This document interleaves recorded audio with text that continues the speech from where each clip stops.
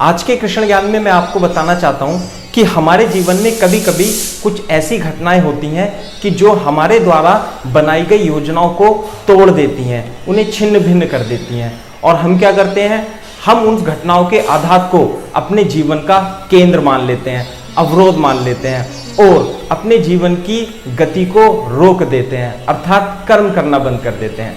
अच्छा, आप ये बताइए कि क्या जीवन या भविष्य आपके द्वारा बनाई गई योजनाओं पर निर्भर करता है? नहीं, वो निर्भर करता है आपके द्वारा किए गए कर्मों पर। इसलिए यदि आपके जीवन में इस प्रकार की घटना कभी घटित होती भी है तो आप अपने कर्म करने को ना रोकें, लगातार अपने उद्देश्य को प्राप्त करने के लिए कर्म करते रहें। सफलता आपको निश्चित ही प्राप्त। Hello student, welcome to Bambola Academy. I am Deepak Saini, physics faculty, and we are discussing the electrostatics. This is our lecture number 3 and in this lecture we are going to discuss the electric field. सबसे पहले मैं आपको ये बताना चाहता हूँ, यदि आपने बम्बोला एकेडमी यूट्यूब चैनल हमारा सब्सक्राइब नहीं किया तो उसे सब्सक्राइब कर लीजिए। वहाँ पर हमने सीरीज ऑफ वीडियो लेक्चर हमने पोस्ट किया हुआ है, आप उसको देख लीजिएगा, पढ़ लीजिएगा, तभी आपको जा करके थोड़ा इन लेक्चर का बेनिफिट होगा। ठीक है, तो हम स्टार्ट करते हैं बेटा। इलेक्ट्रोस्टैटिक्स में इलेक्ट्रिक फील्ड सबसे हम स्टार्ट करने जा रहे हैं। तो इलेक्ट्रिक फील्ड क्या होती है, सबसे पहले आप उसे डेफिनेशन लिख लीजिए। इलेक्ट्रिक फील्ड क्या होती है? इलेक्ट्रिक फील्ड जैसे मान लेते हैं ये चार्ज है, दिस इज चार्ज Q है, कोई प्लस चार्ज है, तो इसके चारों ओर का जो स्पेस होता है ना, जहां पर किसी अदर चार्ज को, जैसे मान लिया Q चार्ज है और इस Q नोट चार्ज को आप रखने पर वो एक्सपीरियंस करे इलेक्ट्रिक फील्ड का, तो वही स्पेस क्या कहलाती है? इलेक्ट्रिक फील्ड कहलाती है। फील्ड है ना, फील्ड क्या बोलते हैं, हमसे फील्ड बोल रखा है ना, तो फील्ड मतलब क्षेत्र, हिंदी में क्या बोलते हैं? क्षेत्र बोलते हैं, फील्ड बोलते हैं, कहां तक है। तो इलेक्ट्रिक फील्ड की डेफिनेशन लिख लीजिए, लिखिए space around the charge, space around the charge, space around the charge where the effect of that charge can be experienced, where the effect of that charge can be experienced. तो ये तो definition हो गई electrostatic field की। Clear है क्या बात? तो ये डेफिनेशन होती है इलेक्ट्रोस्टैटिक फील्ड की। इसे हम मैथमेटिकली कैसे आप एक्सप्लेन भी कर सकते हैं। मैथमेटिकली डेफिनेशन कैसे होगी कि मैं आपको समझा देता हूं। इलेक्ट्रोस्टैटिक फोर्स मान लेते हैं, इलेक्ट्रिक फील्ड में हमारे पास कोई प्लस Q चार्ज है, ठीक है, और थोड़ी दूर पर डिस्टेंस r पर एक Q नोट चार्ज रखा हुआ है। ये चार्ज क्या? टेस्ट चार्ज बोलते हैं इसे। Q नोट को क्या बोलेंगे बेटा? टेस्ट चार्ज बोलेंगे। क्या बोलेंगे? Test charge. और यह यूनिट पॉजिटिव चार्ज भी होता है, यूनिट पॉजिटिव चार्ज भी बोल सकते हैं, ऐसे भी बोल सकते हैं। ठीक है, Q naught is equal to 1 unit हो जाएगा, 1 हो जाएगा। If Q naught is equal to 1 then 1 coulomb, then unit positive charge भी बोल सकते हैं। यदि एक प्लस Q है, ये मान लेते फिक्स है और Q नोट रखा हुआ है, तो इस पे कूलम्स लॉ के हिसाब से एक फोर्स लगेगा, और जो फोर्स का मैग्नीट्यूड की हम बात कर रहे हैं बेटा, जो मैग्नीट्यूड होगा वो होगा Q naught upon R square हो जाएगा। क्लियर है क्या बात? दूसरी बात, यदि आप इसे वेक्टर फॉर्म में लिखना चाहते हैं तो वेक्टर फॉर्म में भी लिख सकते हैं। वेक्टर फॉर्म में हमने आपको बताया था कि यदि वेक्टर R हो जाएगा तो Q naught upon R cube into vector R, इस तरीके से भी आप इसे लिख सकते हैं। क्लियर है क्या बात? तो ये हो जाता है इलेक्ट्रोस्टैटिक फील्ड, है ना। या आप इसे दूसरे तरीके से भी लिख सकते हैं,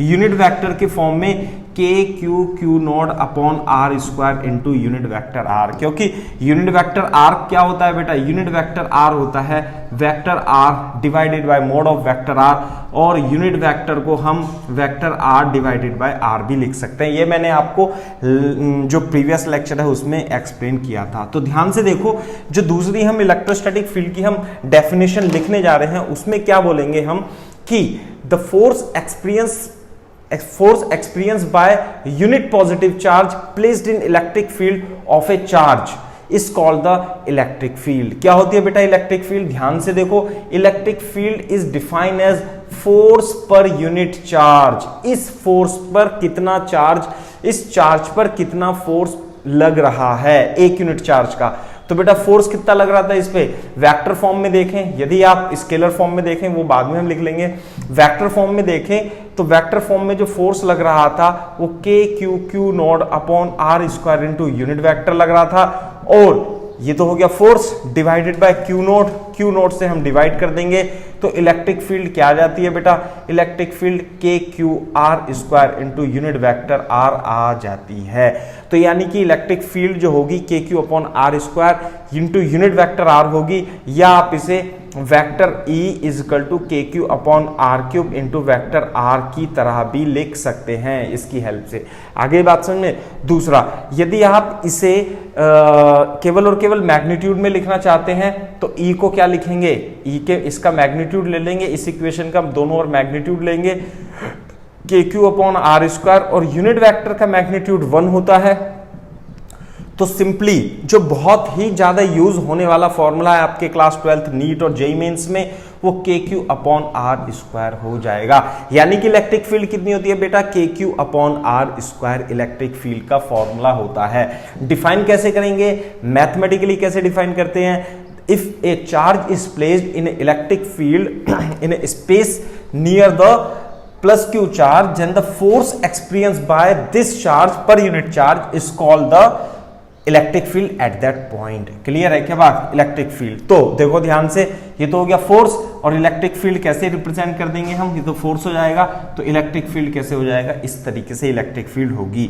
तो इलेक्ट्रिक फील्ड कितनी हो जाती है बेटा, इस तरीके से हो जाती है। तो यहाँ पे तो आप फोर्स ही लिखा रहने दो, इलेक्ट्रिक फील्ड कैसे लिखेंगे हम वेक्टर फॉर्म में, कि मान लेते हैं यहाँ पे लिख देते हैं प्लस क्यू है, और इस पॉइंट पे जो इलेक्ट्रिक फील्ड होगी आर वेक्टर पर वो कितनी हो जाएगी बेटा, के Q upon are square into unit vector R, और K Q upon are cube into vector R हो जाती है। So this is the basic definition of the electric field. दो डेफिनेशन मैंने आपको बताई हैं, दोनों ही सही हैं और दोनों ही यूज होती हैं। पहली बताई थी कि space around the charge where the effect of that charge can be experience, यानी कि इसके चारों ओर का ये जो स्पेस है इलेक्ट्रिक फील्ड कहलाता है, ये फील्ड कहलाता है। और ये मैथमेटिकली क्या करेंगे, the ratio of force divided by the ratio of force to the charge at that point is called the electric field. या Q नोट को 1 मान लेते हैं, यदि आप Q नोट को 1 मान लेंगे तो इलेक्ट्रिक फील्ड क्या लिखेंगे,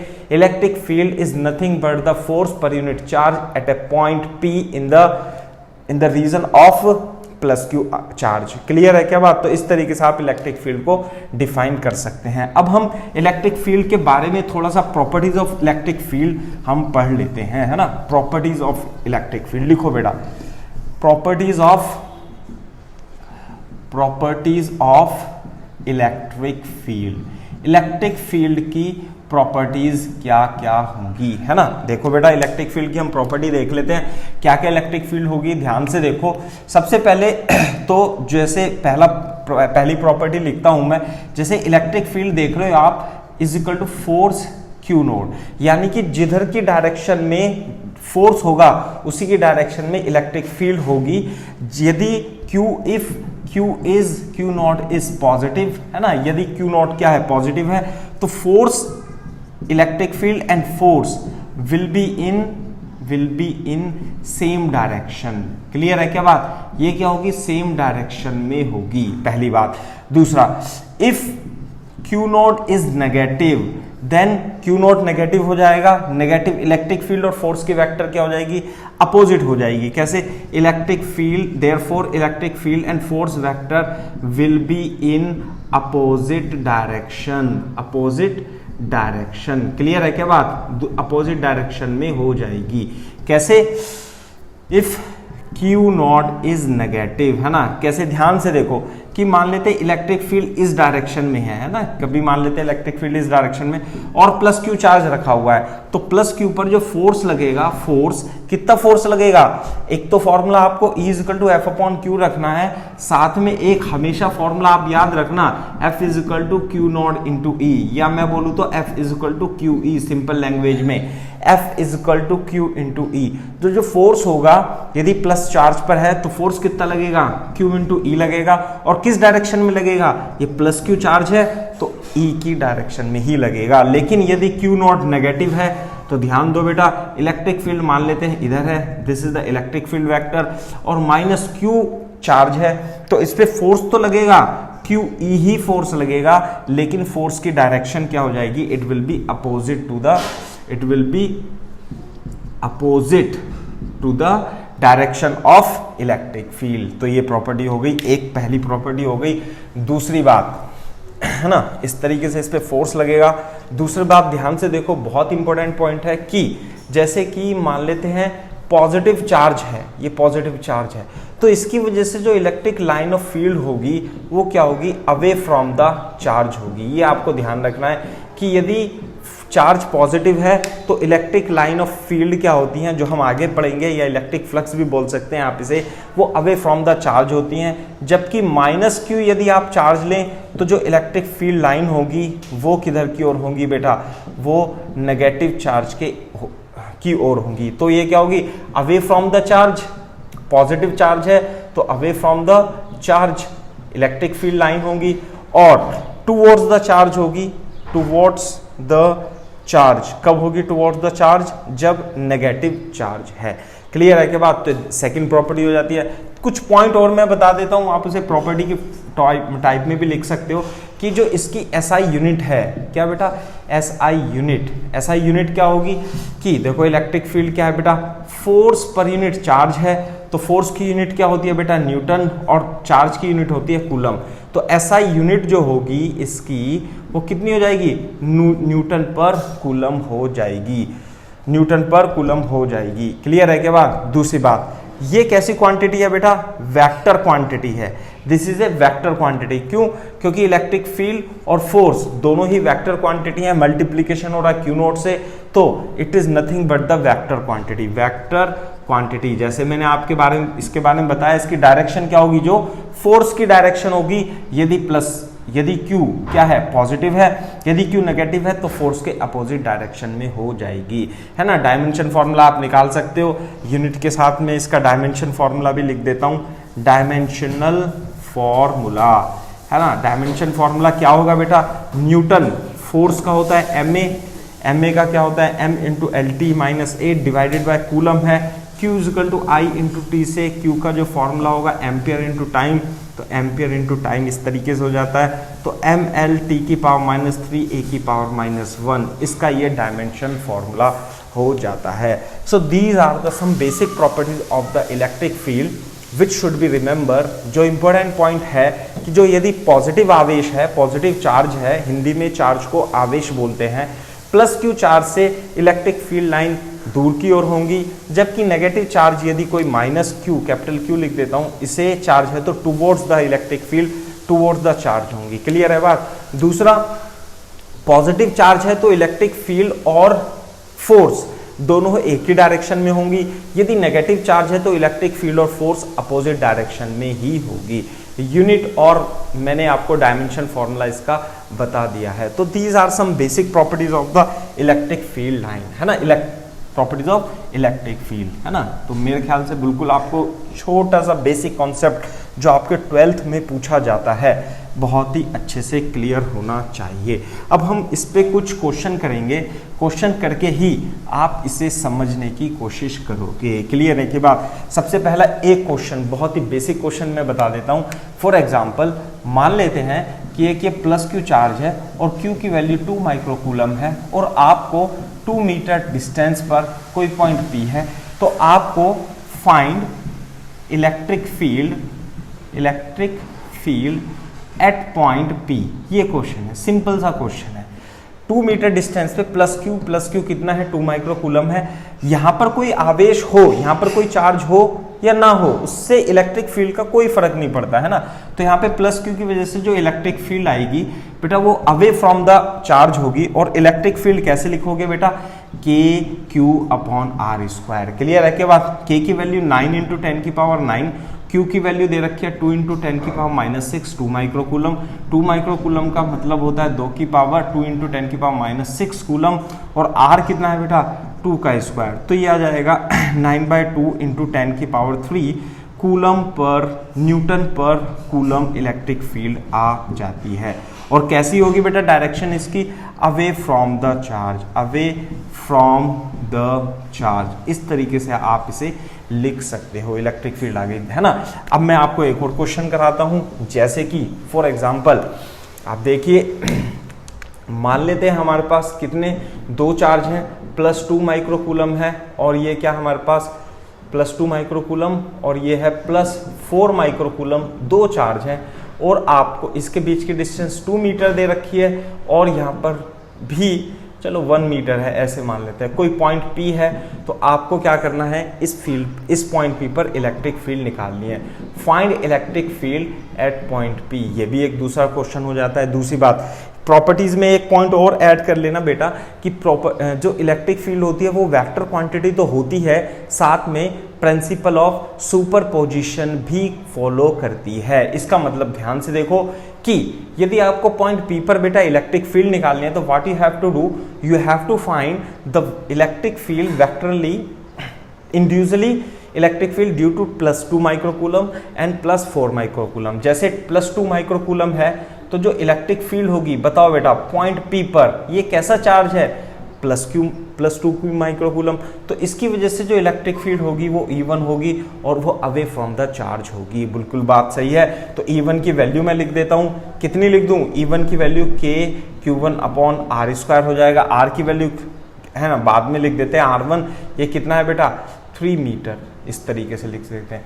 अब देखो यहाँ पे ध्यान से देखो कि आपके पास क्या है बेटा, एक दूसरा पॉइंट चार्ज भी है, कैसा, +4 माइक्रोकूलम भी चार्ज है और इस पॉइंट P पर इसके कारण जो इलेक्ट्रिक फील्ड होगी, यदि हम इसे R2 मान लें और R2 की जो वैल्यू होगी वो कितनी होगी, है ना, ध्यान से देखो R2 की जो वैल्यू ये कितनी होगी बेटा 1 मीटर, तो ये कितनी हो जाएगी KQ2/R2²। क्लियर है क्या बात। अब अपने को इस पॉइंट पर इलेक्ट्रिक फील्ड निकालनी है, तो इलेक्ट्रिक फील्ड दोनों सेम ही डायरेक्शन में है। इलेक्ट्रिक फील्ड क्या होगी, टोटल इलेक्ट्रिक फील्ड होगी E1 + E2 का सम हो जाएगी, क्योंकि सेम डायरेक्शन में है तो सेम डायरेक्शन में जुड़ जाएंगे। कितना हो जाएगा K 9 × 10⁹ और Q1 कितना है 2 माइक्रोकूलम डिवाइडेड बाय R कितना है बेटा 3² प्लस ये कितना है 9 × 10⁹ और Q2 कितना है 4 × 10⁻⁻6 और R1 कितना है 1²। ध्यान से देखो 2 × 10⁻³ प्लस ये कितना हो जाता है 9 चौक 36 × 10⁻³ = 38 × 10⁻³ न्यूटन पर कूलम इसका आंसर आ जाता है। तो आप इस तरीके से इस क्वेश्चन को कर सकते हो, यानी कि किसी पॉइंट पर यदि आपको इलेक्ट्रिक फील्ड निकालनी है तो आपको क्या करना पड़ेगा, आपको केवल और केवल उसका वेक्टर सम निकालना पड़ेगा। प्रिंसिपल ऑफ सुपरपोजिशन को इलेक्ट्रिक फील्ड फॉलो करती है, इसलिए according to principle of superposition net जो इलेक्ट्रिक फील्ड होगी किसी पॉइंट पर उसे हम वेक्टरली ऐड कर देंगे। ठीक है, तो एक क्वेश्चन और करते हैं इसका। जब भी आपको इलेक्ट्रिक फील्ड किसी पॉइंट पर निकालनी हो तो बेटा आप क्या करोगे, आप पॉजिटिव चार्ज की वजह से इलेक्ट्रिक फील्ड निकालोगे, नेगेटिव चार्ज की इलेक्ट्रिक फील्ड निकालोगे।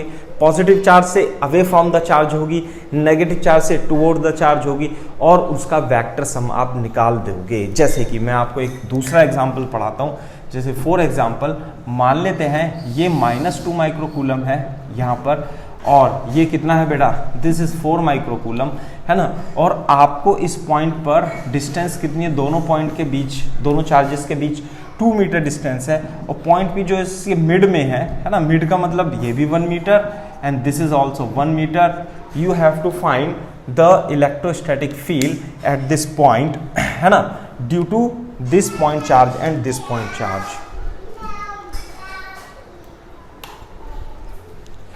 ओके, तो देखो कैसे हम सॉल्व करेंगे बेटा इसे। इस पॉइंट P पर जो इलेक्ट्रिक फील्ड होगी, ये तो हमारा 4 माइक्रोकूलम है और 4 माइक्रोकूलम पॉजिटिव चार्ज है। पॉजिटिव चार्ज की वजह से जो इलेक्ट्रिक फील्ड होगी वो किधर की ओर होगी, इधर की ओर होगी। कितना मान लें, E1 मान लें। इसी तरीके से ध्यान से देखो ये -2 माइक्रोकूलम चार्ज है और ये तो +Q की वजह से अवे फ्रॉम द चार्ज हो गया, -2 माइक्रोकूलम की वजह से क्या होगा, it would also equal to the same direction towards the charge. -2 microcoulomb की वजह से क्या हो जाएगा, टुवर्ड्स द चार्ज। इसका मतलब यदि इस पॉइंट P पर आपको नेट इलेक्ट्रिक फील्ड लिखनी है तो वो E1 प्लस E2 दोनों जुड़ जाएंगी।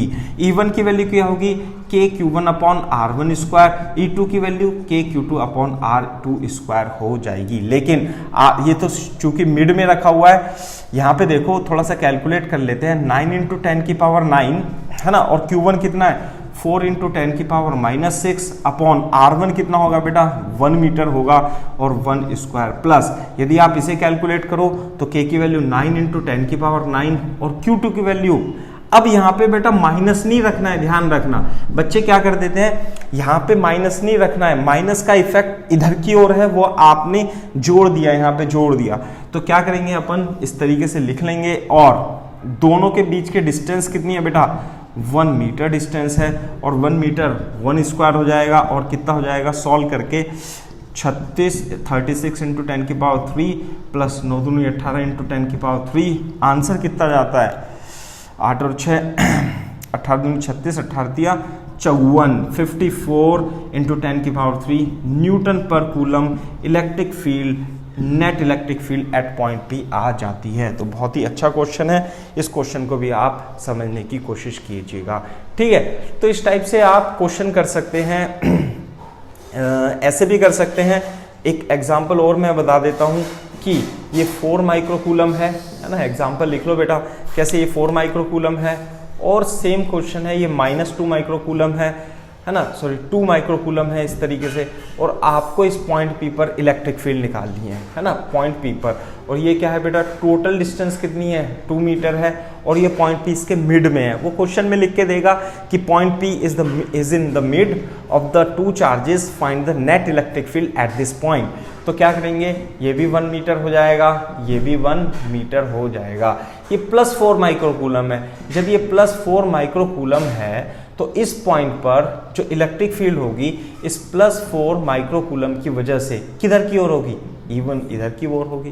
क्लियर है के बाद, जबकि इस 2 माइक्रोकूलम की वजह से जो कि पॉजिटिव चार्ज है, it will also away from the charge. Clear है के बाद, तो बेटा E1 की वैल्यू कितनी आ जाएगी बोलो, देखो net electric field point P पे यदि आपको निकालनी है तो दोनों को सब्ट्रैक्ट करना पड़ेगा, है ना। देखो देखते हैं E1, देखो बेटा E1 क्या आएगी KQ1 अपॉन R1 स्क्वायर, और R1 तो कितना है, R1 फिर से 1 मीटर है, 9 इंटू 10 की पावर 9, Q1 कितना है, इसे Q1 मान लेते हैं हम, और इसे Q2 मान लेते हैं, दिस इज व्हाट Q1। तो Q1 कितना है 4 इंटू 10 की पावर -6 अपॉन 1 स्क्वायर, ये आ जाता है 36 इंटू 10 की पावर 3 न्यूटन पर कूलम E1 की वैल्यू आ जाती है।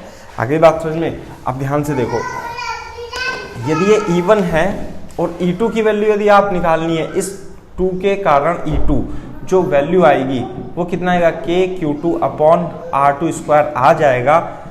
K की वैल्यू 9 इंटू 10 की पावर 9, Q2 की value 2 microcoulomb divided by R, फिर से जो दोनों के बीच की डिस्टेंस है वो 1 मीटर है, आप वेरी भी करा सकते हैं अकॉर्डिंग टू क्वेश्चन, 9 दूनी 18 इंटू 10 की पावर 3 न्यूटन पर कूलम, ये आ गया E2, है ना। तो यदि आप इस पॉइंट P पर देखोगे तो पॉइंट P पर जो एक इलेक्ट्रिक फील्ड है E1 वो कितनी है 36 इंटू 10 की पावर 3 न्यूटन पर कूलम, और इधर कितनी है बेटा, थोड़ी कम है 18 इंटू 10 की पावर 3 न्यूटन पर कूलम।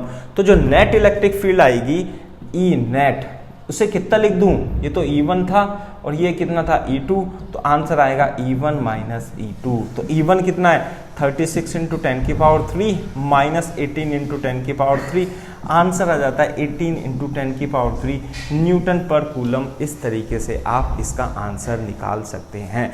आगे बात समझ में, तो आपको क्या करना है, आपको किसी पॉइंट पर इलेक्ट्रिक फील्ड निकालनी है, तो आप क्या करेंगे, अलग अलग इलेक्ट्रिक फील्ड निकालकर according to the sign convention, है ना, पॉजिटिव है तो away from the charge, negative है तो टुवर्ड्स द चार्ज, इस तरीके से देख करके आप नेट इलेक्ट्रिक फील्ड लिख सकते हैं। क्लियर है बात। अब देखो और क्वेश्चन करते हैं हम इलेक्ट्रिक फील्ड निकालने के, तभी आपको क्लियर हो पाएगा, है ना। तो ये जो इलेक्ट्रिक फील्ड है ये हम फाइंड कर रहे हैं किसकी हेल्प से, पॉइंट चार्ज की इलेक्ट्रिक फील्ड निकाल रहे हैं हम, जो हमने शुरू में थ्योरी पढ़ी थी, है ना। इलेक्ट्रिक फील्ड कैसे, electric field is equal to के क्यू अपॉन आर स्क्वायर। मैंने बताया था आपको, कई सारे फॉर्मूले बता दिए थे, ध्यान से सुन लो। वेक्टर वाला फॉर्मूला भी बताया था K Q upon R Q into vector R. Electric field का फॉर्मूला बताया था K Q upon are square into unit vector are, है ना। लेकिन ये बहुत कम यूज होते हैं। ऐसे ही हम सिंपली प्रिंसिपल ऑफ सुपरपोजिशन लगा करके और K Q upon are square करके क्वेश्चन कर देते हैं। क्लियर है? के बाद ये भी यूज होंगे, ये कहाँ यूज होंगे वो भी मैं आपको बताऊंगा, ठीक है। तो ध्यान से देखो, अब हम एक और एग्जांपल करते हैं। जैसे कि मान लेते हैं हमारे पास 2 माइक्रोकूलम है और दूसरा चार्ज है 2 माइक्रोकूलम प्लस प्लस है, और ये मान लेते हैं हमारे पास कितना है 3 मीटर है और ये टोटल 8 मीटर है। और ये जो पॉइंट P है, ये वाली जो लाइन है, ये क्या है परपेंडिकुलर बाइसेक्टर है। परपेंडिकुलर बाइसेक्टर का मतलब आधा आधा इधर आधा इधर आधा, है ना, परपेंडिकुलरी बाइसेक्ट है। तो ये जो पॉइंट P है, इस पॉइंट पर आपको इलेक्ट्रिक फील्ड निकालनी है। क्वेश्चन क्या लिखना है? Find electric field at point P। बेटा इलेक्ट्रिक फील्ड पॉइंट P पर निकालना है ना। किस तरीके से निकालेंगे इस इलेक्ट्रिक फील्ड को? फिर से प्लस Q की वजह से अलग, प्लस 2 माइक्रोकूलम की वजह से अलग अलग इलेक्ट्रिक फील्ड होगी। प्लस चार्ज है तो अवे फ्रॉम द चार्ज होगी, नेगेटिव चार्ज है तो टुवर्ड्स द चार्ज होगी। इस बात को ही आपको ध्यान रख करके इलेक्ट्रिक फील्ड अलग अलग लिख करके और क्वेश्चन को सॉल्व कर देना है। जिस इलेक्ट्रोस्टैटिक्स में भी आपने इस प्रकार के क्वेश्चन किए थे। तो देखो कैसे मैं यहाँ पे चित्र बना देता हूँ इसका, कि जो प्लस 2 माइक्रोकूलम है ना, ध्यान से देखो कि इसकी वजह से जो इलेक्ट्रिक फील्ड होगी इस पॉइंट पे वो E1 वेक्टर इस तरीके से होगा, है ना। E1 वेक्टर लिख लेता हूँ। और इधर जो होगी वो कैसे होगी? प्लस 2 माइक्रोकूलम की वजह से ये भी to away from the charge होगी। इसे मैं E2 वेक्टर लिख लेता हूँ। ध्यान देना, इलेक्ट्रिक फील्ड कैसी क्वांटिटी है बेटा? इलेक्ट्रिक फील्ड वेक्टर क्वांटिटी है। दूसरी बात, यदि ये आपका 8 मीटर है तो ये 4 मीटर हो गया, 3 मीटर हो गया, तो ये स्पेशल ट्राइंगल वाला फॉर्मूला बन जाता है 3 मीटर 4 मीटर, और ये कितना होता है 5 मीटर, और ये एंगल आ जाता है 37 डिग्री। क्लियर है बात? तो एंगल तो लिख लेंगे बाद में, लेकिन ये आ जाता है 5 मीटर और ये भी आ जाता है 5 मीटर। दूसरी बात, इस ट्राइंगल से देखने से आपको ये पता लगेगा कि जो E1 वेक्टर है और E2 वेक्टर है, ये वेक्टर इक्वल नहीं है। लेकिन यदि आप इसका मैग्नीट्यूड E माने और इसका मैग्नीट्यूड भी E माने तो दोनों का मैग्नीट्यूड सेम आएगा, क्योंकि जो इलेक्ट्रिक फील्ड होती है वो के क्यू अपॉन आर स्क्वायर होता है। आर भी दोनों के लिए सेम है ना, 5 मीटर और क्यू भी दोनों के लिए सेम है। इसका मतलब E1 और E2 का जो मैग्नीट्यूड होगा बेटा वो कितना होगा? E मान लेते हैं हम इसे, और दोनों ही सेम होंगे। तो जो E की वैल्यू होगी वो कितनी आ जाएगी बेटा? के क्यू अपॉन आर स्क्वायर आ जाएगी, है ना। तो अब हम देखते हैं किस तरीके से निकालते हैं। इलेक्ट्रिक फील्ड की वैल्यू यदि आपको निकालनी है तो K 9 × 10 की पावर 9, है ना, 9 × 10 की पावर 9, और Q की वैल्यू कितनी है बेटा? 2 microcoulomb divided by distance between them is 5 square. तो आंसर कितना जाता है? 18/25 × 10 की पावर 3 न्यूटन पर कूलम आ जाता है। लेकिन क्वेश्चन में क्या है? E1 और E2 निकले हैं। ध्यान से देखना है, दोनों ही वेक्टर क्वांटिटी हैं, डायरेक्शन अलग अलग है, इसलिए E1 और E2 वेक्टर अलग अलग हैं, लेकिन उनके मैग्नीट्यूड सेम ही आएंगे, है ना। चाहे E1 निकाल लो चाहे आप E2 निकाल लो। अब देखो इस पॉइंट पर, जैसे मान लेते हैं ये पॉइंट है, इस तरीके से प्लस Q चार्ज रखा हुआ था ये, तो ये जो एंगल आया ये 37 डिग्री आया। कैसे आया? ये स्पेशल ट्राइंगल है ना, 3, 4 और 5, 37। तो ध्यान देने वाली बात है, ये वाला एंगल भी कितना होगा? 37 होगा। ये इसमें बच्चे बड़े कंफ्यूज होते हैं, सर ये 37 कैसे आया? अरे यार आपने क्लास 9th 10th में पढ़ा हुआ है, ये तो बहुत अच्छे से पढ़ा है कि ये एंगल थीटा होता है, तो ये वाला एंगल भी थीटा हो जाएगा। इसी तरीके से अगर जो ये प्लस 2 माइक्रोकूलम था, है ना, वो ये वाला, और ये वाला प्लस 2 माइक्रोकूलम है, तो इसकी वजह से जो इलेक्ट्रिक फील्ड होगी वो किधर होगी? वो भी इधर की ओर होगी, और दोनों के मैग्नीट्यूड क्या होंगे? सेम होंगे।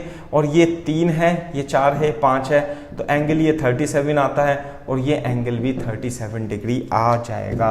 क्लियर है के बाद? तो इस तरीके से आप इसे एंगल को निकाल सकते हो। दूसरा, अब हमें रिजल्टेंट इलेक्ट्रिक फील्ड निकालनी है। रिजल्टेंट इलेक्ट्रिक फील्ड कैसे करेंगे बेटा? हम कंपोजिशन, है ना, इसे डिकम्पोज कर देंगे, इसके वेक्टर, इसके वो इसका जो है कंपोनेंट ले लेंगे। इलेक्ट्रिक फील्ड का इधर की ओर जो कंपोनेंट होगा वो कितना होगा? E cos 37 डिग्री होगा।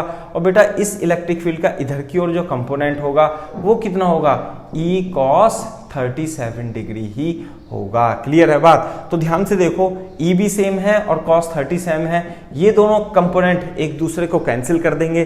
कंपोनेंट बचेगा कौन सा बेटा, E का sin 37। तो इधर कौन सा बचेगा, E sin 37 कंपोनेंट बचेगा। इसी तरीके से इसका भी कंपोनेंट होगा और वो भी कितना हो जाएगा, E sin 37 हो जाएगा। इसका कहने का मतलब है कि इस पॉइंट पे जो इलेक्ट्रिक फील्ड होगी वो ऊपर की ओर वो 2E sin 37 हो जाएगी। इसलिए रिजल्टेंट जो इलेक्ट्रिक फील्ड होगी 2, E की वैल्यू कितनी निकाली थी, 18 अपॉन ये ना 2E sin 37, E की वैल्यू 18 अपॉन 25 इंटू 10 की पावर 3। साइन 37 की वैल्यू ट्राइंगल से देख सकते हैं 3 अपॉन 5 होती है, तो 3 अपॉन 5 लिख देंगे। तो 18 छक्का 108 डिवाइडेड बाय 25 125 इंटू 10 की power 3, resultant electric field point P पर आ जाता है। ई आर की जगह मैं ई पी लिख देता हूं क्योंकि पॉइंट पी पीछे है, न्यूटन पर कूलम। इसका मतलब इस पॉइंट पर जो इलेक्ट्रिक फील्ड होगी वो किस डायरेक्शन में होगी, वो इस डायरेक्शन में होगी। और उसकी वैल्यू कितनी है ये बेटा, 108 डिवाइडेड बाय 125 इंटू 10 की पावर 3 न्यूटन पर कूलम आंसर आ जाता है। तो ये बहुत ही अच्छा क्वेश्चन है, बोर्ड में तो बहुत बार पूछा जा चुका है, केवल और केवल उसकी वैल्यू चेंज कर देंगे। नीट में और जेईई मेंस में भी पहले पूछा काफी जा चुका है। ठीक है, तो मेरे ख्याल से आपको इन क्वेश्चंस को करने का तरीका समझ में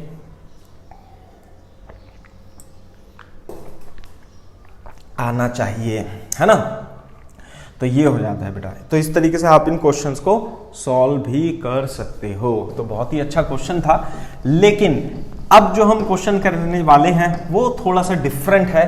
सेम ही है, इलेक्ट्रोस्टैटिक्स में भी हमने उसे सॉल्व किया था, अब इलेक्ट्रिक फील्ड में भी हम उसे सेम दोहराने की कोशिश करेंगे, क्योंकि इलेक्ट्रोस्टैटिक फोर्स वाले जो क्वेश्चन थे कूलम्स लॉ पर और इलेक्ट्रिक फील्ड वाले जो क्वेश्चन है ना, वो सेम ही, बस सेम ही कॉन्सेप्ट पर है। बस इलेक्ट्रिक फील्ड में क्यू नोट की वैल्यू मल्टीप्लाई नहीं होती। ठीक है, फॉर एग्जांपल जैसे कि सेम क्वेश्चन है, अभी अभी हमने रिपीट किया हुआ है, लेकिन यहाँ पर हम -2 माइक्रोकूलम कर देते हैं। 8 मीटर डिस्टेंस है और बेटा यहाँ पर 3 मीटर डिस्टेंस पर ना, थोड़ा ऊपर बना लेते हैं, 3 मीटर डिस्टेंस पर पॉइंट पी है।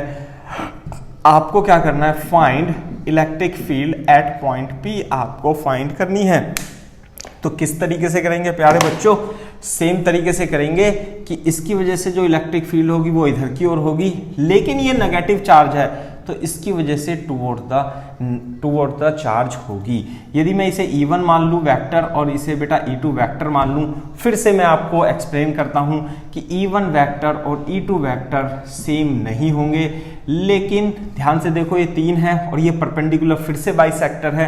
क्वेश्चन में दिया होगा this is the perpendicular bisector, तो ये 4 मीटर हो जाता है, ये 5 मीटर हो जाता है, ये 4 मीटर और 5 मीटर। तो R1 भी 5 मीटर है और R2 भी 5 मीटर है। तो E1 और E2 के जो मैग्नीट्यूड होंगे प्यारे बच्चों वो क्या होगा, E के इक्वल ही होगा। और E की वैल्यू कैसे निकालेंगे, E की वैल्यू KQ/R², अभी अभी पिछले क्वेश्चन में हमने निकाल चुके हैं। 10 की पावर -6 अपॉन 5 स्क्वायर 18/25 इंटू 10 की पावर 3 न्यूटन पर कूलम इलेक्ट्रिक फील्ड की वैल्यू बेटा आ जाती है। तो इस तरीके से आपने इलेक्ट्रिक फील्ड की वैल्यू तो निकाल ली। ठीक है, अब इलेक्ट्रिक फील्ड की वैल्यू तो निकाल ली, लेकिन ये तो E1 E2 वेक्टर अलग अलग हैं, तो आप इनका रिजल्टेंट कैसे निकालोगे। ध्यान से देखो कैसे करके, ये एक वेक्टर है और ये एक वेक्टर है और ये इस तरीके से है ना। इसे थोड़ा ऐसे बना देता हूं, ये इस तरीके से है ना। अब ध्यान से देखो कि यदि ये एंगल 37 डिग्री है तो ये भी एंगल 37 डिग्री होगा, ये 37 है तो ये भी कितना होगा बेटा 37 डिग्री ही आंसर इसका आ जाएगा। अब ये बेटा E है ना, इसे थोड़ा नीचे बना देते हैं, ये भी E है। अब देखो, अब आपको इसका रिजल्टेंट इलेक्ट्रिक फील्ड निकालना है, तो कैसे निकालेंगे, ये E है और ये cos 37 है, तो इधर जो होगा, इधर कितना होगा, E sin 37 हो जाएगा।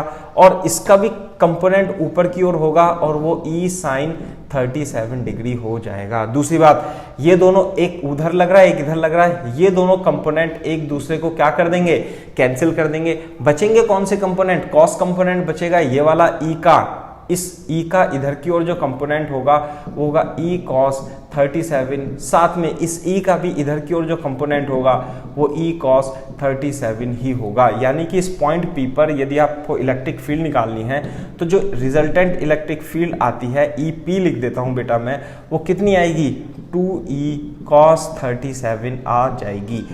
E की वैल्यू कितनी निकाली थी हमने, 18/25 निकाली थी इंटू 10 की पावर 3, और cos 37 स्पेशल ट्राइंगल है ना 37 453 है ना, कितना जाता है 4/5, cos 37 की वैल्यू 4/5, ये 144/125 इंटू 10 की पावर 3 न्यूटन पर कूलम। इस तरीके से आंसर आ जाएगा। तो बहुत ही अच्छा क्वेश्चन था और इस तरीके से आप इन क्वेश्चंस को सॉल्व कर सकते हो। ठीक है, तो ये बात है।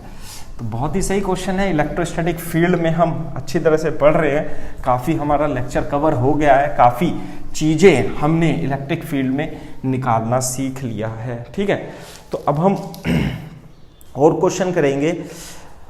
और क्वेश्चन कैसे करेंगे कि अब हम एक नया कॉन्सेप्ट हम सीखने जा रहे हैं जो कि वेक्टर पर आधारित है, जो कि इलेक्ट्रिक फील्ड कभी कभी क्या है वेक्टरली भी पूछी जा सकती है। कैसे पूछी जा सकती है, को जो मैंने आप ये तो जो हमने फॉर्मूला बताया था मैग्नीट्यूड ऑफ इलेक्ट्रिक फील्ड की हेल्प से क्वेश्चन को सॉल्व करना सिखाया था। कभी कभी क्वेश्चन में वेक्टर की फॉर्म में भी इलेक्ट्रिक फील्ड वो पूछ लेता है। फॉर एग्जाम्पल, जैसे कि इलेक्ट्रिक फील्ड का जो फॉर्मूला था वेक्टर फॉर्म में, E vector is equal to कितना था, K Q upon are cube into vector R, ऐसे लिख सकते हो, या आप इसे K Q upon are square into unit vector R भी लिख सकते हो। What is the R vector, R vector is the position vector of charge Q, है ना, position vector from charge Q. देखो ध्यान से देखो कि मान लेते हैं हमारे पास एक चार्ज क्यू है, ध्यान से देखना बेटा, ध्यान से समझना नहीं। चलो पहले मैं एक छोटा सा इससे पहले एग्जांपल करा देता हूं, है ना। मान लेते हैं कोई चार्ज क्यू है, वो ओरिजिन पर रखा हुआ है, एक पॉइंट पी है और उसके जो कोऑर्डिनेट है 1, 2, -1 है। यू हैव टू, और क्यू की वैल्यू कितने है 2 माइक्रो कूलम है। Find electric field at point P, है ना, एट पॉइंट पी। क्वेश्चन मैं बता देता हूं क्वेश्चन कैसे है कि ए charge of 2 microcoulomb is placed at origin. If a charge, question भी लिख सकते हो आप, if a charge Q is equal to 2 microcoulomb is placed at origin, find the electric field in the space at point P 1, 2, -1। इस पर आपको electric field निकालनी है। तो बेटा कौन सा फॉर्मूला यूज करेंगे, पहला ही फॉर्मूला यूज कर लेंगे कि जो इलेक्ट्रिक फील्ड होती है वेक्टर फॉर्म में वो के Q upon are cube into vector R होती है। दूसरी बात, वेक्टर आर क्या है कि इस पॉइंट को मिलाने के लिए मिलाएंगे जब हम, तो इलेक्ट्रिक फील्ड क्या होगी, इधर की ओर होगी, और ये ओ है और यही वेक्टर आर हो जाएगा। तो वेक्टर आर जो होगा वो कितना हो जाएगा, i cap plus 2j cap minus k cap हो जाएगा। क्लियर है के बाद, दूसरे जो नीचे लिखा हुआ है ये मैग्नीट्यूड है, यदि आप इसका मैग्नीट्यूड लेते हो तो कितना आएगा बेटा, मैग्नीट्यूड ऐसे हम रिप्रेजेंट कर सकते हैं 2j cap minus k cap, implies that इसका जो मैग्नीट्यूड आएगा उसे हम r से लिखते हैं, और कैसे लिखते हैं, रूट ओवर इसका magnitude 1 square plus 2 square plus -1 square, और ये आ जाता है √6। इसका मतलब r की वैल्यू कितनी आ जाती है इसमें, √6 मीटर आ जाती है, मीटर लिख सकते हैं। और वेक्टर r की वैल्यू कितनी है बेटा, i cap plus 2j cap minus k cap. तो बेटा आप इलेक्ट्रिक फील्ड कैसे लिखोगे, electric field is equal to k की जगह 9 इंटू 10 की पावर 9, क्यू की जगह 2 micro coulomb divided by R cube का मतलब है √6 का क्यूब इंटू वेक्टर आर क्या है, वेक्टर आर है i cap plus 2j cap minus k cap. Clear है के बाद, अब बच्चों को तो बहुत ही समस्या आती है कि √6 का वो क्यूब भी नहीं कर पाते हैं, तो मैं आपको बता रहा हूं कि √6 को क्या लिखो, क्यूब को क्या लिखोगे, √6 का स्क्वायर इंटू √6 लिख सकते हो, और √6 का अंडर इसका 6 का स्क्वायर का आंसर आता है 6 √6 आ जाता है। तो ध्यान से देखो, ऊपर तो 18 इंटू 10 की पावर 3 आ जाएगा, नीचे 6 √6 आ जाएगा, और वेक्टर क्या हो जाएगा, I + 2j - k cap. This is the electric field at point P। कितनी आई बेटा, this much is the electric field at point P आ जाता है। तो इस तरीके से आप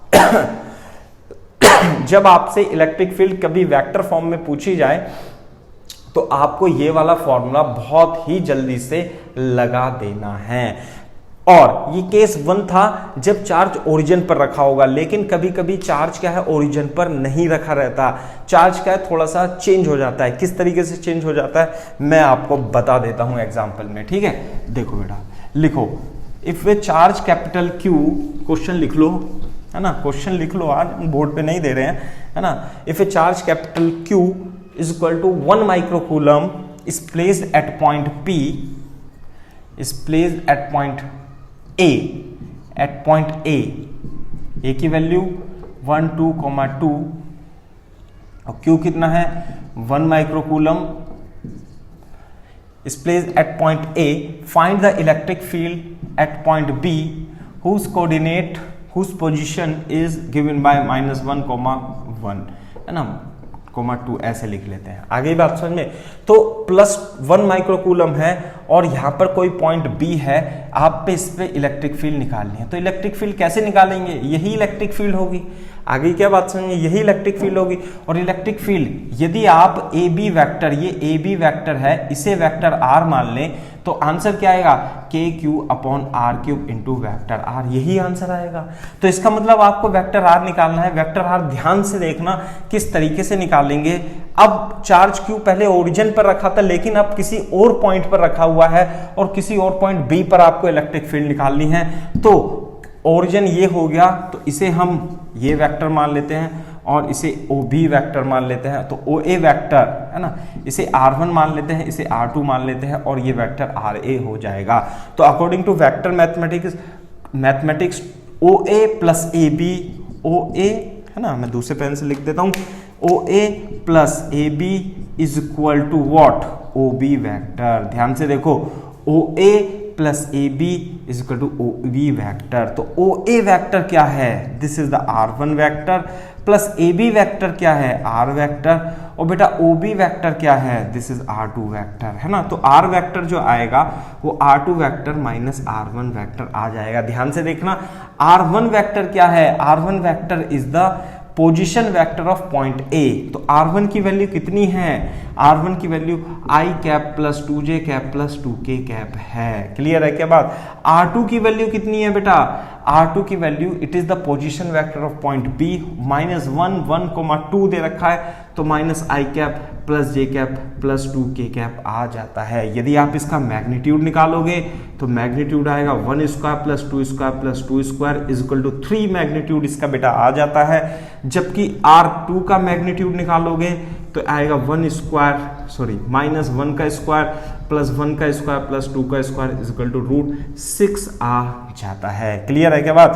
तो ध्यान से देखो, एक तो R1 और R2 के मैग्नीट्यूड आ गए, उसकी खैर कोई आवश्यकता नहीं थी, हमें तो आवश्यकता थी किसकी, वेक्टर R की, है ना। तो वेक्टर R क्या है, R2 वेक्टर क्या है, -I cap + j cap + 2k cap, minus R1 vector is I cap + 2j cap + 2k cap, है ना। यदि आप सॉल्व करेंगे तो -2I कैप और -j कैप और 0k कैप।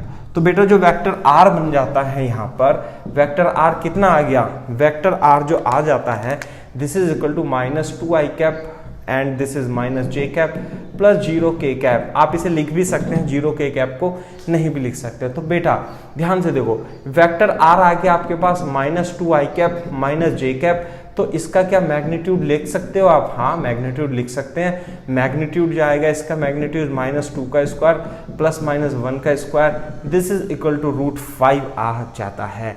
तो इसमें रख देंगे electric field electric field is equal to कितना आ जाएगा, K Q upon are cube into vector are.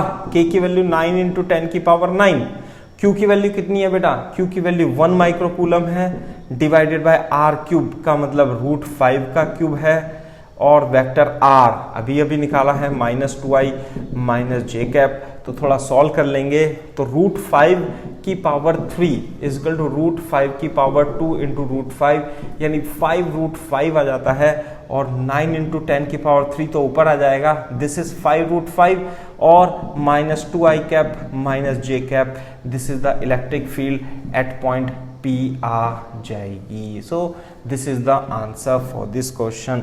तो in this way you can find the electric field in the vector form if charge q is placed, otherwise charge is placed some point P, some point A and on the other point the electric field is asked। तो इस तरीके से आप vector form of electric field को भी use करके question कर सकते हैं। तो बहुत ही अच्छा क्वेश्चन है ना। इस टाइप का क्वेश्चन पूछा भी जा चुका है नीट में, ऐसी बात नहीं है, जेईई मेंस में भी पूछा जा चुका है। तो आप इस टाइप के क्वेश्चन को करके, है ना, आप शीट से सॉल्व कीजिए, प्रैक्टिस कीजिए, मेहनत कीजिए, तभी आप सक्सेस हो पाएंगे, है ना। बेटा समझना है, ध्यान से सुन लो, यदि आपको फिजिक्स समझनी है तो आपको मेहनत तो करनी ही पड़ेगी, और मेहनत भी सही डायरेक्शन में करनी पड़ेगी। अपन क्या करते हैं, रेगुलर 1.5 आवर तक का लेक्चर हम कॉन्टिन्यूस बना देते हैं, बिना रुके बिना थके। तो इसी तरीके से बच्चों, आपको भी यदि डॉक्टर या इंजीनियर बनना है तो कॉन्टिन्यूसली आपको मेहनत करते हुए चले जाना है। क्लियर है क्या बात? तो ये बात है। तो अब हम थोड़ा सा एक इम्पोर्टेंट पॉइंट और बता देता हूं मैं, कि जो हमारी इलेक्ट्रिक फील्ड की डेफिनेशन थी, ध्यान से सुनना। इलेक्ट्रिक फील्ड की डेफिनेशन हमने दी थी vector F divided by Q note से दी थी, या Q भी लिख सकते हैं। तो यदि आप वेक्टर F को देखोगे तो Q इंटू वेक्टर E हो जाती है। क्लियर है क्या बात? अब इसे आप कैसे लिख सकते हो, मैंने आपको बता दिया था कि जो इलेक्ट्रिक फील्ड यदि इस डायरेक्शन में है, इलेक्ट्रिक फील्ड यदि इस डायरेक्शन में और प्लस Q चार्ज रखा हुआ है, तो उस पर QE फोर्स लगेगा अलोंग द इलेक्ट्रिक फील्ड, और यदि माइनस Q चार्ज रखा हुआ है तो उस पर जो फोर्स लगेगा वो फिर से ही QE लगेगा। दोनों के मैग्नीट्यूड कितने हैं, Q और Q हैं, ये प्लस Q है, ये माइनस Q है। बेटा ये क्या है, प्लस Q, ये माइनस Q, लेकिन अपोजिट डायरेक्शन में लगता है। तो इस बात को ध्यान में रखते हुए कुछ एक सिंपल पेंडुलम पर बहुत अच्छा क्वेश्चन बनता है, हर शीट में दे रखा होता है, हर कोचिंग में पढ़ाया जाता है। हम भी आपको उसमें थोड़ा सा एक्सप्लेन करने की कोशिश करेंगे। कैसे कि सिंपल पेंडुलम का टाइम पीरियड वेरी कर जाता है। कब वेरी कर जाता है बेटा, बता सकते हो आप मेरे को? फॉर एग्जाम्पल, है ना, एग्जाम्पल नहीं, कॉन्सेप्ट लिख करके लिख लो आप, कि मान लेते हैं हमारे पास सिंपल पेंडुलम है और इसका मास m है, लेंथ l है। यदि आप इस सिंपल पेंडुलम को थोड़ा सा टिल्ट करके छोड़ोगे तो बेटा इसका टाइम पीरियड कितना होगा? तो टाइम पीरियड होता है 2π√L/g ही होता है, ये सभी को मालूम है। लेकिन ये आता कैसे, मैं आपको बता देता हूं। आप एक बात ध्यान रखना कि यदि आप इस पॉइंट, इस सिंपल पेंडुलम के, है ना, यहाँ पर ये पॉइंट है, ध्यान से देखो, यदि मैं इसे काट दूं तो इस पे कितने फोर्स लगेंगे? इस पे केवल और केवल mg ही लगेगा। नीचे की ओर फोर्स लगेगा mg, तो फोर्स है mg, तो एक्सेलरेशन जो होगा force divided by mass m, यानी कि mg डिवाइडेड बाय m, तो इसमें जो एक्सेलरेशन होता है वो g होता है। तो इसलिए t is equal to 2π√L/g आ जाता है, या इसे g इफेक्टिव भी आप बोल सकते हो। क्या बोल सकते हो? g इफेक्टिव भी बोल सकते हो। क्वेश्चन इलेक्ट्रोस्टैटिक फील्ड में किस प्रकार से आएगा वो मैं आपको बता देता हूं, कि वो आपको इस क्वेश्चन में क्या देगा, कि एक तो सिंपल पेंडुलम लटका हुआ है, उसका मास m है, और उसे चार्ज q भी दे दिया। कौन सा चार्ज दे दिया? QE चार्ज भी दे दिया, और उसके साथ में नीचे एक यूनिफॉर्म इलेक्ट्रिक फील्ड E भी आपने लगा दी। तो ध्यान दो, यदि आप इसमें मास m है और इसमें साथ में आपने चार्ज q भी दे दिया, और आप इसे थोड़ा सा टिल्ट करके, थोड़ा सा डिस्प्लेस करके छोड़ोगे तो इस तरीके से ऑसिलेशन करेगा। लेंथ कितनी मान लें इसकी, L मान लें, इस तरीके से सिंपल पेंडुलम ऑसिलेट करेगा। तो इसका जो टाइम पीरियड होगा T डैश वो आपको बताना है। तो किस तरीके से बताएंगे बेटा मैं आपको बता देता हूं। जैसे मैंने ये वाला क्वेश्चन किया कि इसमें यदि हम काट दें तो कितना फोर्स लगेगा, इफेक्टिव mg लगेगा। इसी तरीके से यदि आप इस सिंपल पेंडुलम को यहां से काट दो तो इस पर पॉइंट मास पर जो नेट फोर्स लगेगा वो मेरे को आप बता दो कैसे। एक तो लगेगा mg डाउनवर्ड लगेगा, कौन लगाएगा, अर्थ लगाएगा, और ये इलेक्ट्रिक फील्ड E भी है, डाउनवर्ड है और प्लस Q चार्ज दिया हुआ है, तो एक इस पे नीचे की ओर फोर्स और लगेगा और उसकी वैल्यू कितनी होगी, QE हो जाएगी।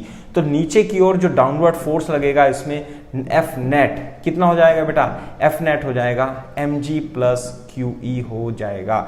यदि आपके पास F नेट, मैं इसे इधर लिख देता हूं, दोबारा से लिख देता हूं, जो F नेट होगा वो कितना होगा बेटा, mg प्लस QE हो जाएगा।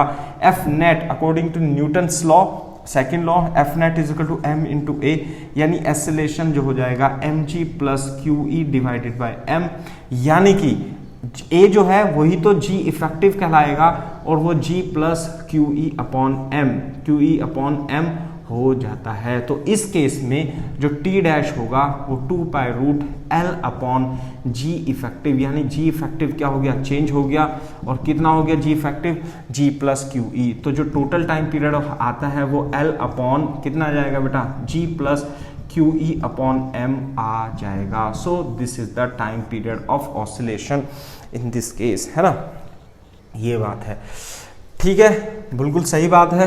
तो इस तरीके से जो T डैश है, ध्यान से देखो, T डैश न्यूमरेटर डिनोमिनेटर बढ़ गया तो डिनोमिनेटर इंक्रीज हो गया, तो न्यूमरेटर जो है T डैश जो है वो क्या हो जाएगा, डिक्रीज हो जाएगा। अब हम इसी को आगे बढ़ाते हैं और क्वेश्चन क्या करते हैं कि आपके पास सिंपल पेंडुलम है और इसका चार्ज मास एम चार्ज Q है और इलेक्ट्रिक फील्ड लगा दी बेटा आपने ऊपर की ओर। ओम जय श्री राम, है ना। तो इलेक्ट्रिक फील्ड यदि आप ऊपर की ओर लगा दोगे और अब इसे आप थोड़ा सा डिस्प्लेस करके ऐसे करके छोड़ोगे तो ये क्या करेगा, ऑसिलेट करेगा। उसका आपको टाइम पीरियड निकालना है। लेंथ कितनी मान लें सिंपल पेंडुलम की, L मान लें। तो फिर से मैं आपको बताता हूं कि आप क्या करोगे, आप इस पर फोर्स देखोगे कितने हैं। तो फोर्स कितने लगेंगे बेटा, एक तो mg लगेगा, वो तो ग्रेविटी लगाएगी, और एक प्लस Q चार्ज है। चार्ज कैसा है, प्लस Q। इस प्लस Q पर जो चार्ज के कारण इलेक्ट्रिक फील्ड ऊपर है तो उसी डायरेक्शन में फोर्स लगेगा। फोर्स कितना लगेगा, QE लगेगा। तो यदि आप F नेट देखना चाहते हो तो F नेट जो यहां पर लगेगा वो कितना लगेगा, नीचे की ओर mg माइनस QE लगेगा। और इस F नेट को m इंटू जी इफेक्टिव भी आप लिख सकते हो और ये mg माइनस QE के इक्वल आता है। तो g इफेक्टिव जो इस केस में आ जाता है वो mg minus QE upon m आ जाता है ना। तो g इफेक्टिव कितना हो गया बेटा, g इफेक्टिव हो गया g minus QE upon m हो गया। क्लियर है के बाद, तो हम इसका time period T double dash लिख सकते हैं। T डबल डैश कितना आएगा, 2 pi root L upon G effective, और G इफेक्टिव की जो वैल्यू है बेटा वो कितनी है, L upon G minus QE upon m है। So this is the T double dash, है ना। This is new time period of simple pendulum and it will, देखो डिनोमिनेटर क्या डिक्रीज, न्यूमरेटर डिनोमिनेटर क्या डिक्रीज हो गया, तो T डबल डैश क्या है, इंक्रीज हो जाएगा। इसका मतलब इस केस में टाइम पीरियड इंक्रीज हो जाता है। आ गई बात समझ में। तो इस तरीके से आप इन क्वेश्चंस को सॉल्व कर सकते हो। लेकिन इसके बाद भी हमारे पास एक बहुत ही अच्छा एग्जाम्पल रह जाता है, और उस एग्जाम्पल, इसमें एग्जाम्पल में क्या है मैं आपको बता देता हूँ। किस तरीके से सिंपल पेंडुलम से रिलेटेड ही है ना, कि इलेक्ट्रिक फील्ड जो है वो थोड़ी सी क्या हो जाती है बेटा, चेंज हो जाती है ना। थोड़ी सी चेंज, कैसे चेंज हो जाएगी वो मैं बता देता हूं कि सिंपल पेंडुलम का टाइम पीरियड कितना था इसका, तो केवल और मास था L, T जो था 2 pi root L upon G हो गया, वो तो हो गया। लेकिन अब की बार आपने क्या करा, ध्यान से सुनना और समझना, कि आपने इस सिंपल पेंडुलम को, मास तो क्या था इसका m ही था, और इससे साथ में चार्ज Q भी दे दिया, लेकिन इलेक्ट्रिक फील्ड ना तो ऊपर की ओर है ना नीचे की ओर है, यानी वर्टिकल डायरेक्शन में नहीं है। इलेक्ट्रिक फील्ड कैसे लगा दी बेटा? हॉरिजॉन्टली इलेक्ट्रिक फील्ड आपने लगा दी। यदि आप ओरिजिनल इलेक्ट्रिक फील्ड लगाओगे तो ध्यान से देखो, सबसे पहले तो हमें इसके इक्विलिब्रियम पोजीशन देखनी होगी कि एक तो इस पे लगेगा फोर्स mg लगेगा, साथ में एक फोर्स QE लगेगा और यहाँ पे टेंशन लगेगा। अब देखो इधर तो नेट फोर्स 0 हो सकता था, लेकिन एक इधर की ओर फोर्स आ गया तो क्या होगा, ये क्या होगा, सिंपल पेंडुलम इधर चला जाएगा और इधर जा करके यहाँ पे कहीं रुक जाएगा, इक्विलिब्रियम में आ जाएगा। और जो इक्विलिब्रियम की कंडीशन होगी बेटा, है ना, मास m q लिख देता हूँ, वो क्या होगी, कुछ एंगल बनाते हुए रुक जाएगा और रुक करके इलेक्ट्रिक फील्ड कितनी है बेटा, कांस्टेंट इलेक्ट्रिक फील्ड है इधर की ओर। एक तो इस पे फोर्स लगेगा mg, दूसरा फोर्स लगेगा QE, और जो टेंशन T होगा वो इस तरीके से होगा और ये एंगल हो जाएगा थीटा। क्लियर है के बाद, ये एंगल यदि थीटा हो जाएगा तो एंगल भी थीटा हो ही जाएगा। आगे बात समझे। एक तो इस क्वेश्चन में पूछते हैं कि इसमें फाइंड टेंशन इन स्ट्रिंग, है ना, also you have to find, है ना, and also find angle theta with vertical से आपको एंगल थीटा आपको फाइंड करना है, एक ये भी पूछते हैं। क्लियर है क्या बात? तो ध्यान से देखो किस तरीके से करेंगे कि जो टेंशन होगा वो QE प्लस mg का रिजल्टेंट होगा। QE कितना लग रहा है, QE इधर लग रहा है और mg इधर लग रहा है, तो नेट रिजल्टेंट इधर की ओर फोर्स कितना हो गया, QE का स्क्वायर प्लस mg का स्क्वायर, यही तो हो गया। और यही तो किसके इक्वल होगा, टेंशन के। टेंशन और ये दोनों इक्वल होंगे तो मैं लिख देता हूँ टेंशन इस केस में √ QE का स्क्वायर प्लस mg का स्क्वायर आ जाता है। दूसरी बात, यदि ये एंगल थीटा है तो मैं इसे भी निकाल सकता हूँ। वो कैसे आएगा, tan theta is equal to, है ना, ये कितना है, QE, ये है QE, ये है mg, तो tan थीटा कितना आएगा, perpendicular upon base, QE perpendicular है, कितना फोर्स है ये, QE अपॉन बेस mg, तो थीटा कितना जाता है, tan inverse QE upon mg answer आ जाता है। So this is the answer. लेकिन ये तो एक ये पार्ट हो गया। दूसरा पार्ट क्या है बेटा इसमें, दूसरा पार्ट है इसका कि यदि आप, ये इक्विलिब्रियम पोजीशन है, नेट फोर्स कितना है, 0, और ये है इक्विलिब्रियम पोजीशन से यदि आप इसे स्लाइटली थोड़ा डिस्प्लेस कर दोगे ऐसे, तो ये क्या करेगा, ये ऑसिलेट करेगा। कैसे, इस मीन पोजीशन के अबाउट, कैसे, ऐसे करके ऑसिलेट करेगा। यदि इसकी लेंथ L है तो इसका जो टाइम पीरियड ऑफ ऑसिलेशन होगा वो आपको फाइंड करना है। तो कैसे करेंगे, ध्यान से देखो, बहुत प्यार से देखो, रटना नहीं है। क्यों? क्योंकि ये बाद में फिर से किसी ना किसी चैप्टर में आ जाएगा, आपको परेशानी हो जाएगी कि आप, मैंने जैसे बताया था ना आपको, इधर ही करते हैं अपन, है ना, कैसे कि मैंने आपको बताया था कि आप क्या करो, इक्विलिब्रियम पोजीशन में है, इसे काट दिया तो ये किधर जाएगा, नेट रिजल्टेंट फोर्स की ओर जाएगा। रिजल्टेंट फोर्स कितना लगेगा इस पे, QE और mg का रिजल्टेंट लगेगा। और यदि आपने इसे काट दिया तो इधर की ओर ये मोशन करने लगेगा ऐसे करके, ठीक है। और इसका F नेट कितना निकाला था अभी, √ mg का स्क्वायर प्लस QE का स्क्वायर आपने फोर्स निकाला था। और F नेट को किसके इक्वल रख देंगे बेटा, m इंटू जी इफेक्टिव के इक्वल रख देंगे, और ये आ जाता है आपका √ mg का स्क्वायर प्लस QE का स्क्वायर। और जी इफेक्टिव की वैल्यू जो आती है बच्चे, वो आ जाती है रूट, नीचे ले लोगे mg अपॉन m का square plus QE upon m, मैंने अंदर ले दिया, एक स्टेप खा गया हूं मैं, है ना। This is G square plus, थोड़ा सा आप ध्यान रख लेना किस तरीके से कैलकुलेशन करते हैं। तो बेटा जी इफेक्टिव आ गया। अब देखो जी इफेक्टिव यदि आ जाता है तो टाइम जो टी डैश होगा वो कितना होता है, 2π√L अपॉन जी इफेक्टिव। और बेटा जी इफेक्टिव की वैल्यू बता सकते हो, L अपॉन ये है √जी square plus QE upon m का square. So this is the new time period of oscillation if electric field is in horizontal. तो इस तरीके से आप इस क्वेश्चन को भी कर सकते हो। तो बहुत ही अच्छा क्वेश्चन है, बहुत ही प्यारा क्वेश्चन है, इस तरीके से हम इसे कर लेंगे, है ना। एक क्वेश्चन और मैं आपको एक्सप्लेन करूंगा, बहुत ही अच्छा, बहुत ही फैंटास्टिक क्वेश्चन है। आप भी कहोगे कि सर बहुत ही अच्छा क्वेश्चन बताया। प्रोजेक्टाइल मोशन में भी हम इसका एप्लीकेशन कर सकते हैं। प्रोजेक्टाइल मोशन में एप्लीकेशन किस तरीके से करेंगे वो आप देख लीजिए। कि ध्यान दो बेटा, ध्यान दो, जो आप पढ़ के आए हो, है ना, कॉन्सेप्ट ही बताते हैं अपन।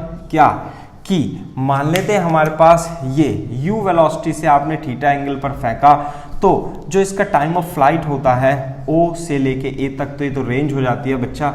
और ये जो टाइम ऑफ फ्लाइट होता है ये 2u sin theta upon g होता है ना। और जो मैक्सिमम हाइट होती है, चलो टाइम पीरियड की बात कर लेते हैं हम, केवल और केवल मैक्सिमम हाइट और रेंज की बात छोड़ देते हैं। ध्यान से देखो, ये होता है मास m, है ना। अब मैं क्या कह रहा हूं कि आपने क्या करा, इस मास m को क्या दे दिया, चार्ज की ओर दे दिया, मास m को चार्ज की ओर दे दिया।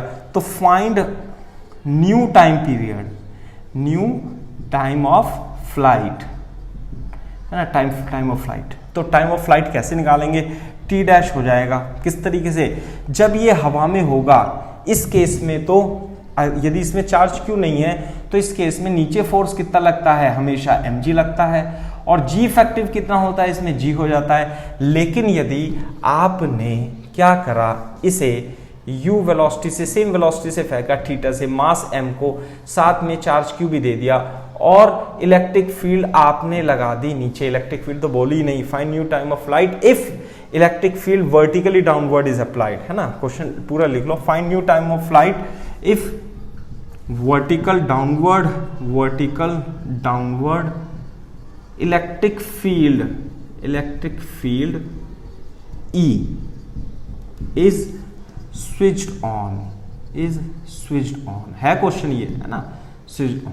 कौन सा टाइम ऑफ फ्लाइट आपको नया होगा वो आपको बताना है। तो देखो, मास m है, जब ये हवा में जाएगा तो हवा में कितने फोर्स लगेंगे, जब ये हवा में होगा, कौन सा, एक तो mg लगेगा। इलेक्ट्रिक फील्ड कैसे है, डाउनवर्ड, ऐसे ना, this is downward electric field, नीचे की ओर है, तो mg लगेगा, और इस पे चार्ज q भी है, तो साथ में दूसरा फोर्स भी लगेगा, कौन सा, QE। तो बेटा नेट फोर्स इधर कितना लगेगा, F नेट लगेगा mg प्लस QE। तो F नेट को mg इफेक्टिव लिख लेंगे, और ये हो जाएगा mg प्लस QE के इक्वल हो जाएगा, और g इफेक्टिव जो होगा वो mg plus QE upon m हो जाएगा। m से m कट जाएगा, तो g, सॉरी इधर लेंगे ना, m से m ऐसे नहीं कटेगा, तो g plus QE upon m आ जाता है। तो g इफेक्टिव की वैल्यू कितनी हो गई बेटा, g plus QE upon m हो जाएगा। क्लियर है बात। तो केवल और केवल आपने थीटा सेम रखा, है ना, मास सेम रखा, u सेम रखा, तो टाइम ऑफ फ्लाइट कितना हो जाएगा, नया टाइम ऑफ फ्लाइट जो होगा t डैश, कितना लिख देता हूं, 2u sin theta upon g की जगह g effective, g plus QE upon m हो जाएगा। इसी तरीके से यदि आपसे पूछे, क्या पूछे कि नई हाइट कितनी होगी, h डैश, इस केस में हाइट h डैश, इस केस में h कितनी होती थी, u square sine square theta upon 2g होती थी। इस केस में h dash u square sine square theta upon 2g plus QE upon m हो जाएगी। इसी तरीके से आप रेंज के बारे में बोल सकते हो कि यहाँ u square sine 2 theta upon g हुआ करता था, तो इस केस में जो r डैश होगी, ये जो हॉरिजॉन्टल रेंज है वो u square sine 2 theta upon g की जगह g plus QE upon m हो जाएगी। क्लियर है क्या बात। तो इस तरीके से आप इस क्वेश्चन को भी सॉल्व कर सकते हो, ठीक है। ये है, तो हाँ ये बात है। तो इस टाइप के क्वेश्चन हैं, कुछ क्वेश्चन है, और भी क्वेश्चन बनता है वैसे तो इसमें इधर की ओर इलेक्ट्रिक फील्ड लगा देते हैं, वो थोड़ा डिफरेंट टाइप का हो जाता है, उसे हम डिस्कशन नहीं कर रहे हैं। है ना। और उसमें केवल और केवल रेंज थोड़ी बढ़ जाती है और टाइम ऑफ फ्लाइट और मैक्सिमम हाइट तो सेम ही रहती है। तो इस तरीके से हमारा इसमें हमारा थर्ड लेक्चर था इलेक्ट्रिक फील्ड में, तो फर्स्ट लेक्चर था, this is the lecture number 3। प्यारे बच्चों, आपको यदि फिजिक्स सीखनी है तो आप कॉन्टिन्यूस बम भोले एकेडमी पर हमारे वीडियो लेक्चर देखते रहिए, सब्सक्राइब कर लीजिए और अदर स्टूडेंट्स को भी आप बोल सकते हैं कि बम भोले एकेडमी पर बहुत अच्छे वीडियो लेक्चर हैं। यदि आपको पसंद आते हैं तो, है ना, नहीं पसंद आते हैं तो कैसे करेंगे, है ना। साथ में यदि आपको फिर भी कोई प्रॉब्लम आती है, अपन कोशिश करते हैं कि सारे वीडियो लेक्चर में जो बेसिक थ्योरी है उसे हम एक्सप्लेन कर दें प्रॉपरली, जो हम क्लास में पढ़ाते हैं उसी तरीके से एक्सप्लेन कर दें। बड़े बड़े वीडियो लेक्चर हैं इसलिए हमें थोड़ा सा तेज भी बोलना और जल्दी जल्दी बोलना पड़ता है। तो सुनने का काम आपका है, आपसे धीरे से समझ के पॉज करके सुनिए तो आपको डेफिनेटली समझ में आएगा। फिर आप अपनी शीट से, है ना, जो स्टडी मटेरियल है उसे आप पढ़ें तो डेफिनेटली समझ में आएगा। और इसके बाद भी यदि कोई डाउट रह जाता है तो बेटा आप मेरे को व्हाट्सअप कर सकते हैं, व्हाट्सअप नंबर दिया हुआ है, जो हमारी वीडियो है उसमें कॉन्टिन्यूस चलता रहता है ना। तो आप मेरे से हमें व्हाट्सअप भी कर सकते हैं। साथ में हमारी लाइव क्लासेस हमेशा चलती रहेंगी। प्लेटफॉर्म हमारा ऑनलाइन, हमारा बम भोले एकेडमी, हमारा उद्देश्य है शिक्षा भी, संस्कार भी और उज्जवल भारत का निर्माण भी। ठीक है, ऑल द बेस्ट।